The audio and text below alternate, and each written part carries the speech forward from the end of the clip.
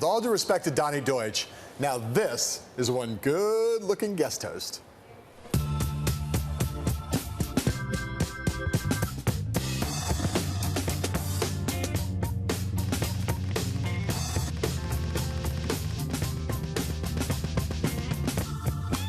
game is afoot, sports fans. Welcome to what is effectively the first day of the general election proper. We have a lot to cover on tonight's show, but let's begin with today's dueling speeches between Donald J. Trump, billionaire, and Hillary R. Clinton, multimillionaire. Both delivered pretty formal campaign speeches to their respective bases this afternoon. Trump spoke to a conservative audience at the annual Faith and Freedom Conference in Washington, D.C., his first public event since that stilted teleprompter speech on Tuesday night. That happened right after Clinton addressed members of the Planned Parenthood Action Fund less than a mile away, her first public appearance since those big endorsements from President Obama, Vice President Joe Biden, and Elizabeth Warren yesterday. Trump hit Clinton, Clinton hit Trump. Let's go to the tape. When Donald Trump says, "Let's make America great again," that is code for let's take America backward. Hillary Clinton, or as I call her, crooked Hillary Clinton, refuses to even say the words radical Islam. This alone makes her unfit to be president. And anyone who wants to defund Planned Parenthood and wipe out safe legal abortion has no idea what's best for women. She'll appoint radical judges who will legislate from the bench, overriding Congress, and I'll tell you, the will of the people will mean nothing, nothing. This is a man who has called women pigs, dogs, and disgusting animals. Kind of hard to imagine counting on him to respect our fundamental rights. Her policies will be a crushing blow to all poor people in this country. All right, so this is coming off a pretty stellar week for Hillary Clinton and one of the worst weeks or two for Trump. But for the moment, Mike, let's try to strip away that context and just judge these speeches on their own merits. We will expect to see a lot more of what we just saw over the course of the months ahead. On this first day of the general election, who had the better day? Hillary Clinton had the better day because she's had the better week. But Donald Trump, if you watch that speech today, he has picked up the pace a bit with the teleprompters. He's doing a little bit better reading the speech from the teleprompter. The speech, I thought, included all sorts of extraneous subjects that he was throwing in there. Yeah. I don't know why he did that. But at the end of the day, it gets back to the point that you've discussed endlessly. Yeah. There is no campaign there. There is just Donald Trump. Yeah, it's true. I thought, you know, that I've always found it strange that Donald Trump has the level of support he has among religious Republicans, given the fact that it's the one place where it seems shakiest to me. There's no, I've said the sense that Donald Trump has something in common with born-again or evangelicals does not strike me as particularly plausible. I will say, I thought Hillary Clinton was very good today. I thought Trump, if only because he's had such a horrible 2 weeks and he managed to give that speech today and behave like a somewhat normal candidate, you know, reading from the script, making his hits as expected. It was actually pretty good. It was maybe even a little bit better day for Trump just because his week was lead-up was so bad. You mean because of the level of expectations? Yes, the level of expectations, right. But don't you think that part of Trump's appeal to the evangelicals, yeah, and it is there, we've seen that, we've witnessed it through the primaries, is because of what he did today. He shows up and he gives this strongman speech attacking Hillary Clinton, and his points are all about strength and I'll protect the country, and that appeals to evangelicals as well as a whole host of people in the primaries. Yeah, yes, that's true. Nobody loves talking about polls more than Donald Trump, but we didn't hear him say much today about the newest national survey by Fox News. It shows Trump trailing Hillary Clinton in a general election matchup 42% to 39%. That's a 6-point drop from a month ago for the presumptive Republican nominee. Trump's strength with Republicans and among men seems still to be growing, but this poll shows a 12-point swing in Clinton's direction among independents since mid-May. John, it's important to note that this poll was in the field before those big Clinton endorsements yesterday, so he's probably get an even bigger bump in the coming days. How worried do you think the Trump campaign, as it exists, whatever the campaign is, should they be more worried than they seem to be? Well, I think that the point you make is the relevant point, Mike. We are going to see Hillary Clinton, as she has with astonishing speed moved to start unifying the Democratic Party. She's going to see a lift, the traditional lift. She's now the presumptive nominee, got a lot of people behind her. Bernie Sanders is falling in line. She's going to get a big lift. But I have to say, if I'm Donald Trump, looking at just the overall, the 6-point drop, given how horrible the last couple weeks have been for him, he might have expected it to be worse than what he's seen today. He might, I think wrongly, but he might be looking at those numbers saying, I only dropped 6 points after all of that? I can make that up. Well, I don't disagree with you because Donald Trump is Donald Trump. I mean, he sees bright lights in everything. But anyone around him who has his ear, and I don't know that that is anyone, I would think they would be very worried because you can sense just anecdotally sort of a mini collapse within that campaign right now. And then in the few weeks prior to the Democrat convention, Republican convention, he is going to be set in cement by the Democratic campaign against him.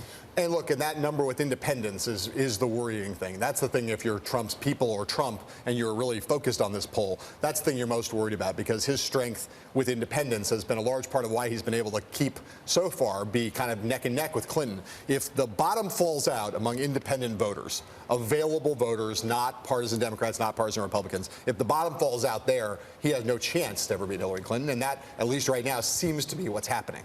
Well, yeah, and I don't think the Trump campaign people have factored into the equation that there aren't enough white men in America to elect him president of the United States. If that is what he's depending on. White men are your specialty. Those are your people. Well, Let's be clear. I mean, like one of the whitest men I've ever seen. You know something about white men, but there's not enough of you out there, is what you're saying. The conservative version of you. Correct. Yeah. I mean, look, the demographics are stacked against him, and that's why I say, you know, with these independent voters, you know, they've been attracted to Trump all along. What this poll suggests is that independent voters have been affected in a significant way by all of the negative headlines and the controversy and Trump's racist comments, and that is, again, real reason for worry for him. All right, Hillary Clinton unveiled her all-star lineup of Democratic surrogates last night. What it means for your 2016 Fantasy League, right after this quick commercial break.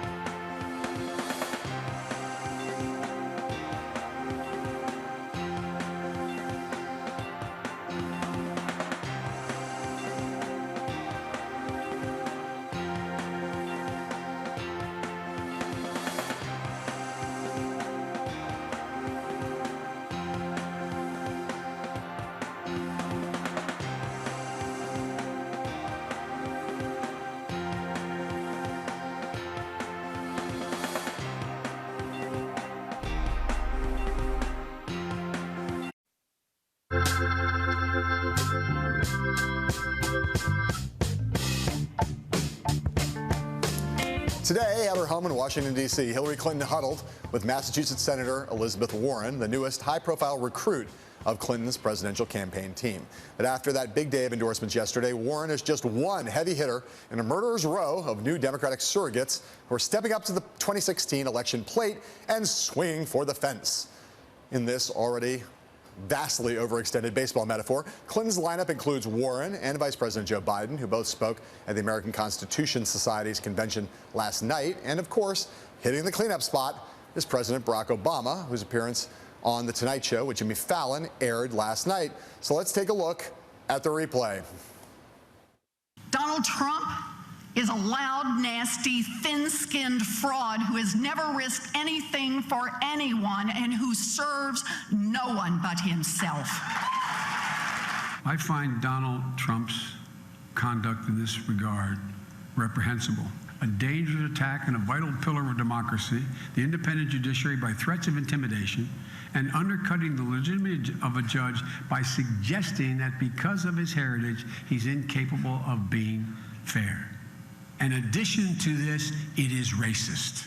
Thank you, Congress, for spending 8 years wishing you could replace me with a Republican.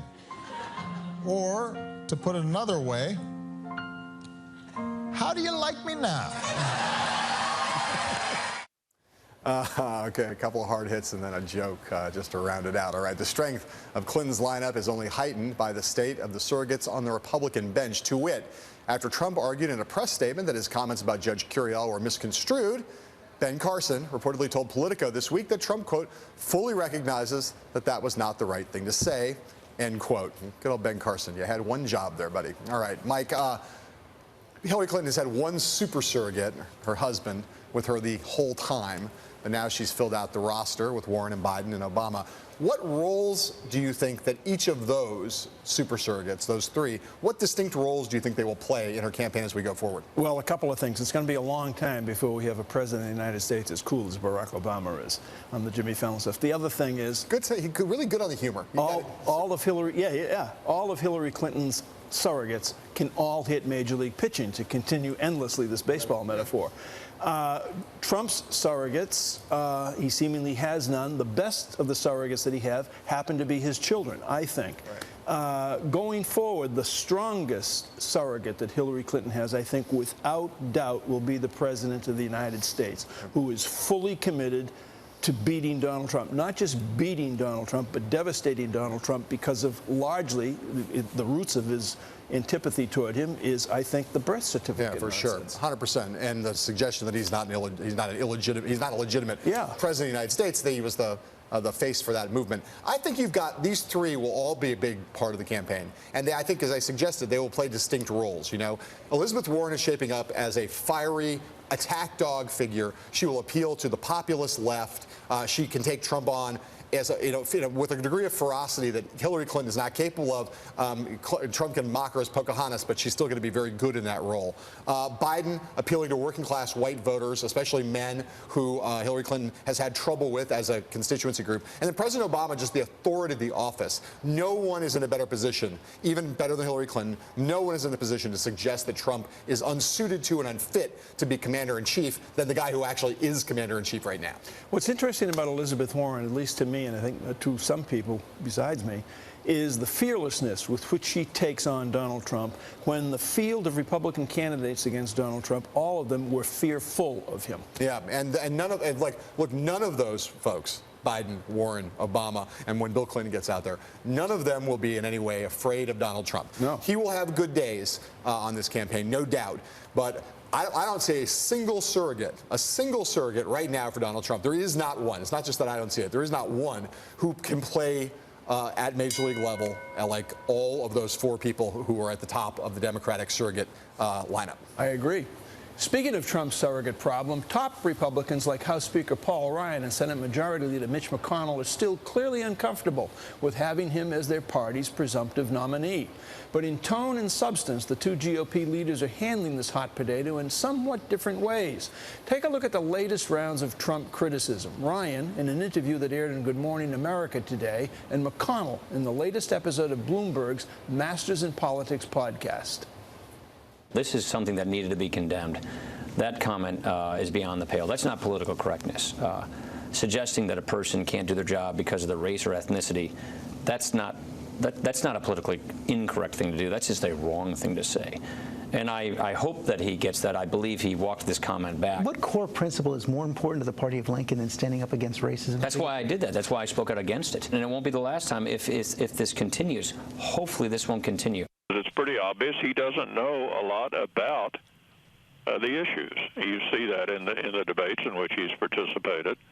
It's why I have argued to him publicly and privately that he ought to use the script more often. There's nothing wrong with having prepared text. It indicates a level of seriousness that I think is important to convey to the American people about the job you're seeking. John, McConnell seems like he's being a little tougher than Ryan when it comes to Trump, especially in his comments today to Bloomberg, in which he basically said he knows nothing about the issues. Right. We can coach him. Yeah. What's going on here? Well, look, I mean, there's issues, institutional issues, differences between the House and the Senate. We can talk about those in a second. But Mitch McConnell is in the job, his last job. He's not going to do anything else other than be majority leader or maybe a minority leader if the Democrats take over the Senate. Paul Ryan wants to be president of the United States, and he's looking at 2020 and the likelihood that Donald Trump, in his view, I think, Donald Trump's going to lose this election, and Trump is trying, and Ryan is trying to figure out a way to both protect his members but not alienate Trump voters that he might need when he runs for president next time around. Mitch McConnell has a reputation, though, as you know, of being principally a very cautious individual, right, who would not tell you if your coat were on fire, right, nor would I tell you if your coat were on fire. I know. But that's actually happened several times in the past. My coat's been on fire, and you just let the damn thing burn. I've said you said nothing. Yeah. Yeah. What's going through McConnell's mind, if you can put yourself in McConnell's mind? He's basically seeming to write Donald Trump off in a sense. Well, I think McConnell is really focused, I think, more than anything, McConnell is focused on trying to somehow against the odds, given the number of seats that Republicans are defending in the Senate, he wants to keep hold of that Senate majority. And to do that, I think, his calculation, like a lot of Republican senators, is the only way for them to do it is to put as much distance as possible between themselves and Donald Trump, and he's starting to lay down markers for that right now. I think Mitch McConnell is going to be running away from Donald Trump, along with a lot of Republican senators all election long. So do you think Paul Ryan's job as Speaker of the House, the titular leader of the National Republican Party, the phrase leadership and character, they both go together. Yeah. What is he sacrificing in terms of his hesitancy to really come out and say, listen, this guy is not what I thought he was? You tell me. What do you think he's sacrificing? Your question's loaded. You seem to be suggesting something there. Go right ahead. I think at the end of the day, he's sacrificing a lot of his hard-earned reputation that he has as a smart guy who wants to broaden his approach to politics, poverty, and things like that. Right. And he's sacrificing part He's in a ridiculous position right now, which is to basically say, he's a racist, his comments are textbook racism, and yet I still endorse him. Not a great place to be. All right. Today was the funeral of a great, great man. Muhammad Ali laid to rest in Louisville, Kentucky this afternoon. We'll talk about that special service when we come back.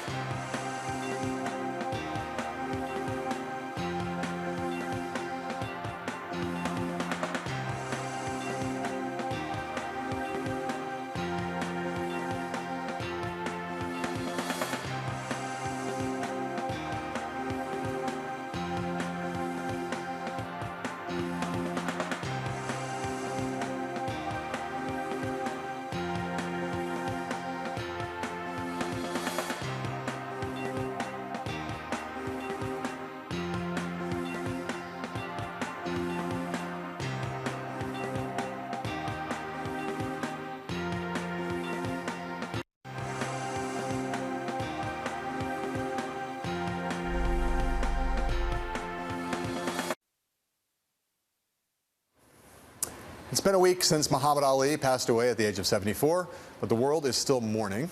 Today, celebrities, athletes, civil rights leaders, politicians, including former President Bill Clinton, and heads of state from as far away as Turkey and Jordan gathered for the funeral of the greatest of all time, honoring legendary boxer Muhammad Ali in the city of his childhood, Louisville, Kentucky. Mike, I want to go back a long time now, back to 1980. Long time. In Marblehead, Massachusetts, I believe, where you spent some time in the presence of Ali. Just take us back to that and tell us about that moment. And you wrote about it. That's why I know this happened. Actually, it was 36 years ago this past Wednesday. And yes, Muhammad Ali was in Massachusetts. He was going to address the class day on the 5th reunion for the class of 1975. It was June of 1980, their 5th reunion. At Harvard. At Harvard. Right. And I met him. I went up to meet him in the morning. He was staying at a friend's home in Marblehead, Massachusetts. I spent the day with him. But the most poignant and most insightful part of the day to me was just he and I having breakfast in this man's home. And he spoke eloquently about his lack of fear, that he didn't fear anything happening to him because he had fought the government, he had changed his name, he had given up his title, he had given up his Olympic medal, all for his belief and his commitment. He talked about, I asked him at one point, you know, do you worry about brain damage? You get hit so hard. I was referring specifically to the Thriller in Manila fight. Right. And he said, who knows? And he said, if it happens, it happens. But he was just an enormously, throughout his life, obviously, an enormously charismatic figure. And you were kind of in awe when you were with him, and you had to sort of fight that feeling of awe in order to just listen to what he was saying. One of the most extraordinary things about Ali, it seems to me, is this, is that, you know, you've met presidents, you've met, you know, heads of state, you've met Fortune 500 CEOs, met a lot of people in the course of your journalistic career. And you, like every other journalist I know who spent time with Ali, and most other sports figures who spend time with Ali, most other celebrities, everybody speaks of him in the same way. The biggest egos in the world, I include you here, but even bigger egos than yours, were like, oh my God, it's just like being in his presence was a kind of magical experience just because he's the totally self-created man, and his energy, his wit, and the charisma that you talked about. Just literally, there's no one who does not have that kind of, and not just after he's dead because of his death. Yeah. In real time, people would say, oh, you know, there's just nothing like him and no one like him. Well, this was 1980, and he was already arguably the most famous person in the world. Yeah. And he was obviously an iconic figure of the 20th and the 21st century. And he was involved in arguably two of the greatest sporting events ever to occur, the Rumble in the Jungle and the Thriller in Manila, in which both men in the ring, Frazier and Ali, almost died. Yeah. That fight was held at 10 o'clock in the morning for American television purposes. The temperature in the ring was 120 degrees, and after the fight, Ali said, he was so prophetic, he was so smart, he said, Joe Frazier and I went to Manila as champions, and we came home as old men. Yeah, right. You know, yes, I mean, incredible. Those fights, I mean, if you go back and watch them now on YouTube, it is something. And, you know, it's an amazing thing, the degree to which boxing, although it still exists in our world, is no longer. Right. It used to be the most important sports event, you know. Every celebrity, the greatest writers, everybody flocked to the ring to see the great heavyweights fight. Now, of course, boxing still exists, but it's nothing like the kind of attraction. I think partly because of Ali, because of the perception, right or wrong, because we don't know the answer to this, that somehow that Ali's, the beatings he took, was part of why he ended up with Parkinson's. People believe that. And I think it's part of why boxing has lost favor in our society, as people look at Ali and said, you know, that he's somehow, even again, rightly or wrongly, they see him as a vivid illustration of just how savage the sport is. And I think the country, to a large extent, has kind of turned against the sport for that reason. I absolutely agree with you, and you wonder if pro football will be next. But on Ali, you also wonder, and the passage of time gives us allowance to look at this, so many people missed the importance of his social, cultural statements in the 60s. Some of our friends, some of the greatest newspaper writers of all time missed it and made fun of him or ran him down because he changed his name, because he was a Muslim, because he came out against the war in Vietnam. But he was right. You know, it was interesting, the day after he passed away in the NBA Finals, there were people who talked to LeBron James in Cleveland, or I think in San Francisco in the Warriors at the Oracle. arena. And James pointed out that he felt like Ali had freed him to take some of the stances that James has taken. You know, Ali was as important as an athlete, more important in some ways for the things he did outside of athletics, the things that he did in. And, you know, from the moment he decided to resist the draft, he not only became an incredibly important figure in black culture and more broadly in the anti-war movement, but he freed athletes to become engaged in politics in a way that they never had before. Yeah. And you suddenly had things from the '68 Olympics, you know, with Carlos, you know, with the Black Power salute. But, you know, on every dimension of sports, suddenly sports figures were like, hey, I can be involved in the broader social issues that rack the country. And you have to ask yourself this question, that obviously it took great courage. It would take anyone great courage to get in a ring and fight for your life, as Muhammad Ali did. But today, you look at athletes, and we revere many athletes today, which among them would have the courage that he had to stand up for himself and his beliefs? Yes, and it is the case that, you know, I stand by my assertion that he was a signal phenomenon in terms of the politicization of sports, sometimes for good, sometimes for ill. But it is the case that although he freed a lot of athletes to get involved in politics, none of them at the kind of cost that he assumed, correct, none of them assuming the kind of courage that was required for him to do what he did, none of them paid anything like the kind of price that he paid, having taken himself out of millions of dollars and out of the prime of his career just because he was not going to go and fight those Viet Cong. All right, coming up, we turn again to presidential politics and Donald Trump's latest controversy. We'll be right back with all of that.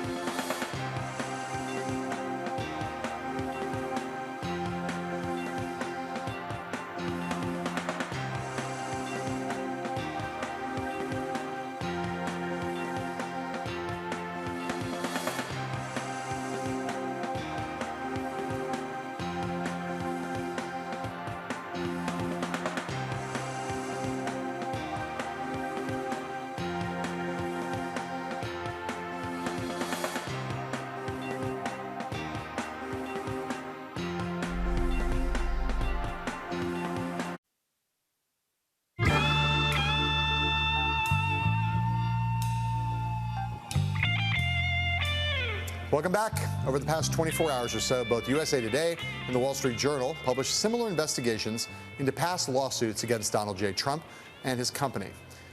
The stories zero in on small businesses, employees, and vendors who, over the years, according to the stories, sued Trump for not getting full payment for their services. Defending his business dealings, Trump told the Wall Street Journal, quote, "I love to hold back and negotiate when people don't do good work." End quote. He also told USA Today, quote, "Let's say that they do a good job. They do a job that's not good, or a job that they didn't finish, or a job that was way, way late. I'll deduct from their contract, absolutely," end quote. That's what the country should be doing. That's what the country should be doing. That's a further extension of that quote. Joining us now to unpack these two stories are two of the reporters behind them, Alexandra Berzon from the Wall Street Journal, who joins us from L.A., and Nick Penzenstadler of USA Today, who joins us from Denver. You guys, thanks for being here. Alexandra, let me start with you. We're just give us, both these stories have been gotten a lot of attention today. Just give me first an overview of the most important things that you found in reporting this piece. Yeah, what we found is that there were a number of people who had been doing work for Donald Trump or his companies, things like drapery, making curtains, or selling chandeliers, and they had not had a hard time getting paid. Trump had sued them, or they had had to sue Trump in order to try to get paid. And we also found that there were people from the Trump organization who had worked for Donald Trump over the years who had said that this was really kind of a philosophy of the company, that nowadays the company says that's not true, but that, if you can pay 75% of what you owe, pay 75%. That's what we had heard. Right. Nick, let me ask you sort of the same question. Both these stories are very obviously consistent and to some extent overlapping. I think the thing that was striking about your piece, the USA Today piece, is just the sheer volume that you guys documented, like hundreds of instances of the kind of thing that Alexander is talking about. So give us again a sense of what you guys found in your investigation. Right. So it really broke down into contractors and these vendors who had to sue. So those are all the civil litigation that you can find across the country, and then these labor cases. So there are complaints that go to the Labor Department, and then ultimately, end up in court also for workers and bartenders and servers who don't get paid for overtime or for what they're owed. Alexandra, in picking up on that line of thought that Nick just mentioned, did you find in the Journal report that small vendors, people in business for themselves, I mean, if their payment is delayed beyond 30 days or 60 days in some cases here, that they find themselves in real economic trouble as a small business, and Trump is causing this trouble? I did find that with some people. I mean, there were people who talked about it getting delayed 60, 70 days, which, Trump said, oh, is that a lot of time? But for these people that did happen to, it was a problem for them. And they did tell me that they had trouble. They had to pay their vendors and their employees. So it was a problem for people. Nick, it's funny, human nature being what it is and the economy being the way it is, and reading your story, I get a sense from some of the people that you were reporting on, some of the small business owners that you were talking to, they probably all realize to their shock and amazement that it's much easier for Donald Trump to owe a bank $100 million than for them to owe another one of their sub-vendors $750, not being able to repay it. That puts them in real trouble. Right, and I mean, we also saw this huge variety in, final bills that were $30,000 or even less than that, and these huge contracts that were in the millions, and the Trump organization many times would treat them the same way, where they would try to negotiate, or on the final payment they would say, we've paid enough already, and we're not going to give you this last installment, but we'll still let you work for us in the future, to the shock of many of these small-time vendors who would say, I'm not going to work with these guys ever again. Nick, let me stay with you and let me ask you this question. This is a rough and tumble business. Most of the businesses that Trump's involved with, there's a lot of people who play a lot of hardball, right? So what do you say to the pushback that is like, yes, Trump, the allegations are what they are, but that this is common practice among people who do business and the kinds of businesses that Trump deals in. It's tough, sometimes rough, sometimes people throw sharp elbows, but it's par for the course. Right, and I mean, ultimately that's up for our readers and voters to judge. The thing we've really thought about is, we don't have a business record for Hillary Clinton to judge, but we do have a business record for Donald Trump and vice versa with Hillary and her, not owning a business. So we have to judge what we have, and anything less than a stellar record in either of those we think is fair game to scrutinize and to pick apart. Alexandra, just tell me about, Trump responded to both these stories, including yours, by basically saying, yeah, I sort of did this stuff, and actually it's got a smart business. Was that the extent of their response? I mean, there are a lot of allegations in your piece. Was there kind of a terse response, or was there a more thoroughgoing pushback on the things that you reported? There was some pushback. I mean, I think there was a pushback on the premise of the story, saying, to the point you were speaking on earlier, to this idea that, these are just you're picking out a few cases. We have lots of people that we work with who, who want to be our vendors and have had good experiences, and so we spoke with many of them, and we included some of that in the story. But we also think that it's fair game to point to the people that did not have good experiences working for Trump. All right, Alexander Berzin, Nick Penzen-Stadler. Thank you for your work and for being on the show. Up next, ESPN's new epic documentary series about O.J. Simpson. It has a lot of people talking. I'll show you my interview with the director of that series in just a moment. If you're watching us in Washington, D.C., though, please keep in mind that you can also listen to us on the radio at Bloomberg 99.1 FM. We'll be right back.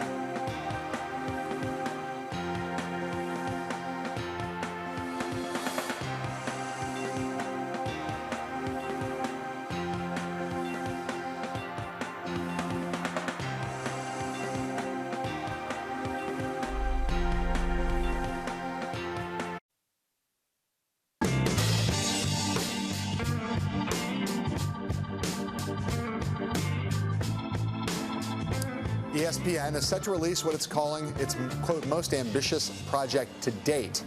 As part of the network's 30 for 30 documentary brand, OJ, Made in America, is a 5-part doc series that dives deep into the life and career of Football Hall of Famer O.J. Simpson, as well as the complex social and racial backdrop for the Juice's landmark murder trial. The first episode airs Saturday, that's tomorrow at 9 p.m. Eastern on ABC, with subsequent episodes running on ESPN all of next week. The other day I sat down here at Bloomberg headquarters in Gotham City with the director of that series, Ezra Edelman, and asked him what it was like to make a film this political for the Total Sports Network. ESPN at some point came to you and said, make a long-form doc, and we want it to be on O.J. Simpson, right? Correct. You were not thrilled by that topic initially. Correct. What turned you around? The idea that they came to me with this larger canvas, which was, we want to do 5 hours. And as soon as I started thinking about the 5 hours part of it, what I was reluctant to do was a story about his guilt or innocence or a regurgitation of the trial.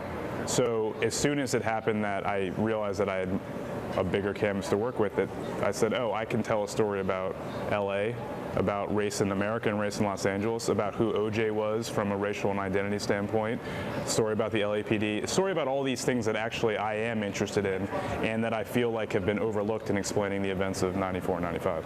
What were the threads in it that I mean, to me, race was obviously going to be a huge threat, right? Because of the nature of how the trial unfolded, what happened as the public spectacle of O.J. was. What were the other threads that you didn't necessarily think would be big parts of it that became big parts of it and ended up engrossing you and thereby becoming big parts of the work? You're right, race was the predominant theme, but I'd say the sub-theme initially was celebrity. It was impossible to reduce this to, this is a story about one thing.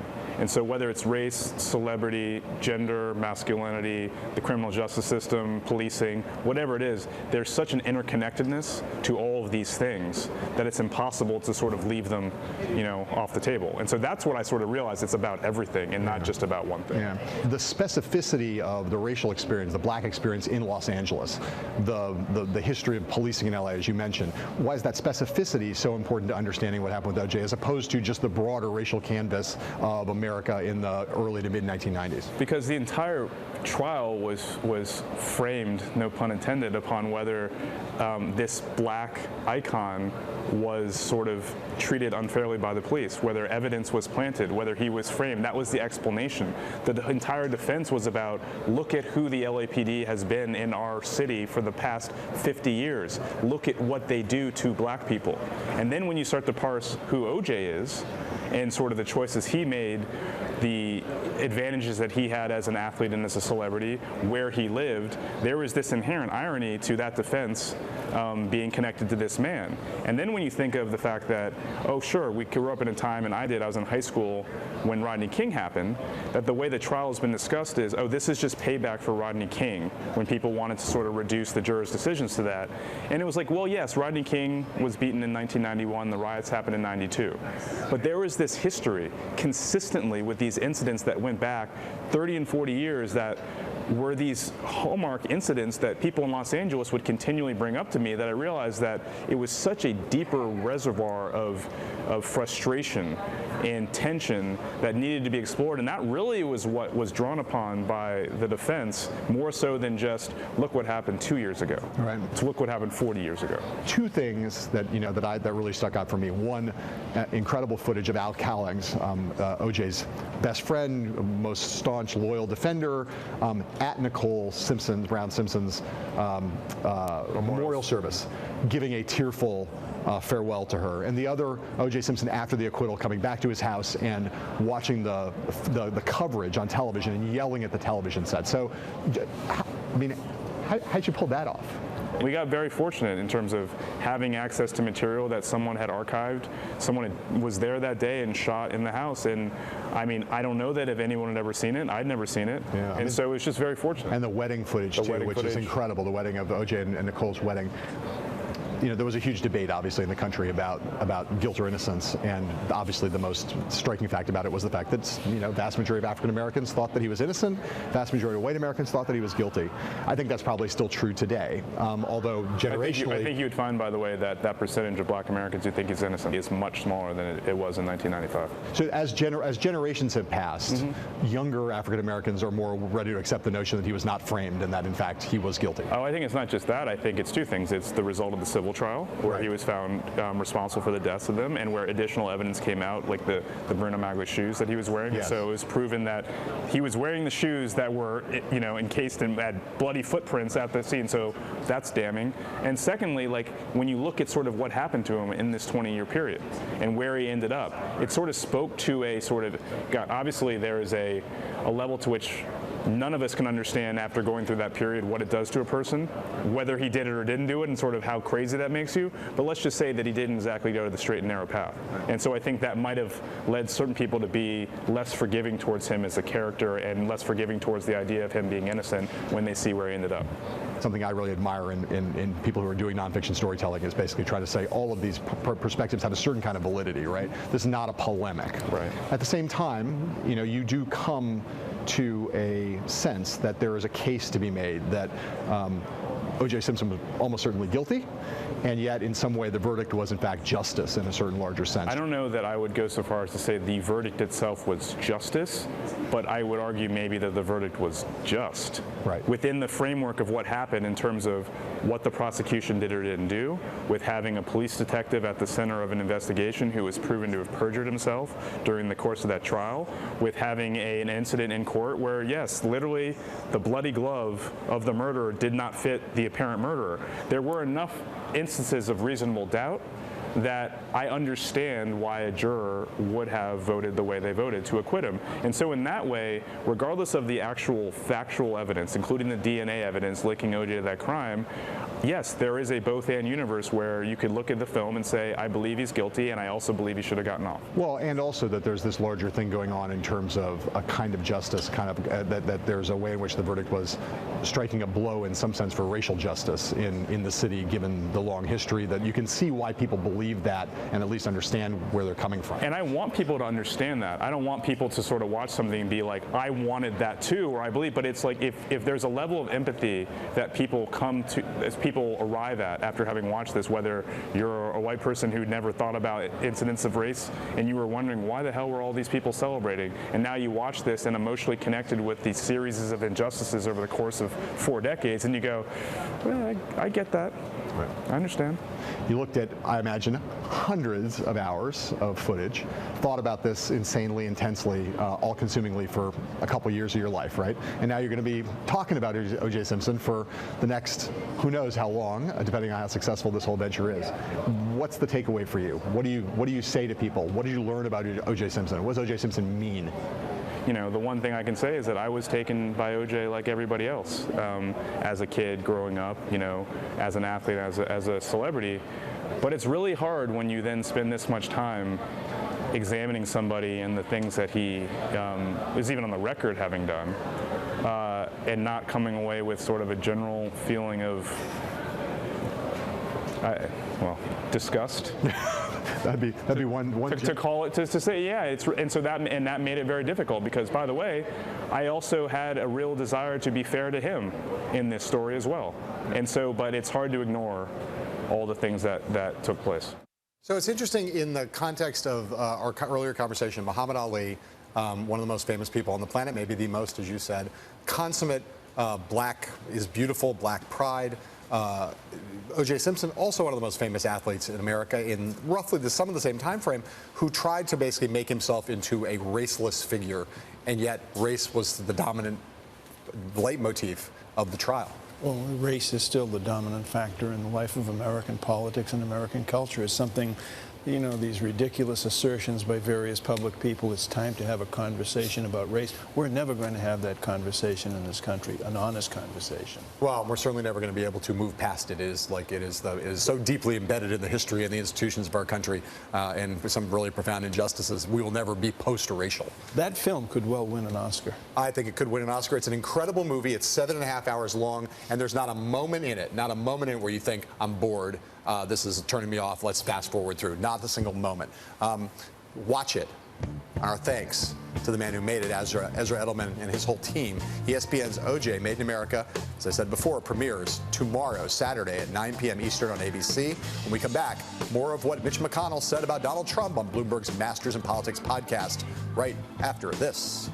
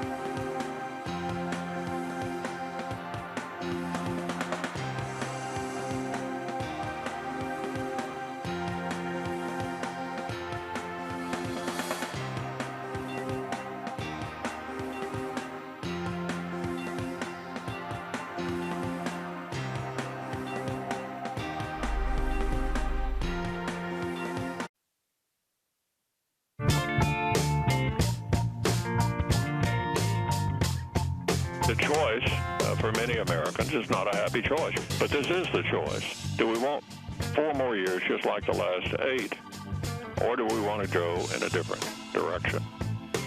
For all of his obvious shortcomings, Donald Trump is certainly a different direction, and so I'm comfortable supporting him. I think he'd have a much better chance of winning if he would quit making so many unfortunate public utterances. Is there a line that he could cross that you would decide you couldn't support him anymore? I'm not going to speculate about what he might say or what I might do, but I think it's pretty clear. I've been very clear publicly about how I think he ought to change directions, and I hope that's what we're going to see.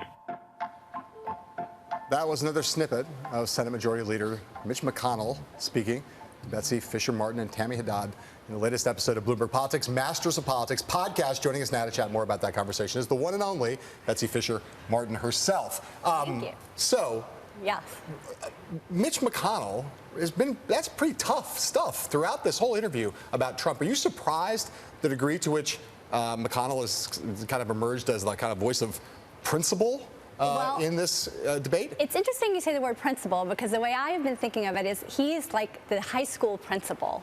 And he has a senior class president that has the support of all the seniors, and he's a little bit nervous, and the teachers are a little bit nervous, and what does he do? So he just, I think, is just sending the clear message, because it's important to him, I think, ultimately, and this is a person who is a master of the Senate. This was he writes in his book how his ambition in life was to be the Senate Majority Leader once he became a senator. So keeping the Senate is very important to him. He became Majority Leader. He does not want to not be the Majority Leader. Right. So it's important to him that the nominee stick to the script, stop the unfortunate public utterances, and prevail. Did you think it was kind of surprising? First of all, there are 2 things that were surprising. One to me personally is A, that he did the interview, because he's sort of a very cautious guy. But B, what he said is so un-Mitch McConnell, because there's an element of risk in what he said about Trump, that he basically, has not a whole lot of knowledge about issues. That's surprising, at least to me, to my ear. Well, like I said, I think his #1 priority is the future of the Republican Party. I did ask him that question, if you had to choose between winning the White House or the future of the Republican Party, what would you do? And he kind of caved out on that and said, well, we can do both. But at the end of the day, I think he would not hesitate to throw Donald Trump overboard if he needed to in order to keep the Senate. Well, that's the question I wanted to get to. And you've been around Washington a long time. You have encountered people like this in situations of all kinds as a journalist over a long period of time. What's your gut say? I mean, he basically left open the question of whether he might unendorse Donald Trump. Do you think that that's something that he would actually conceivably do? I think so. I think so. But I think that it was important to him to issue that warning. And, this is not a Washington gaffe where you say the truth accidentally. This was something very deliberate and a message that he wanted to send. All right. Betsy Fisher Martin, thank you. Everybody in the entire world should listen to the Masters of Politics podcast on BloombergPolitics.com. This one in particular, but all of them. We'll be right back with Who Won the Week.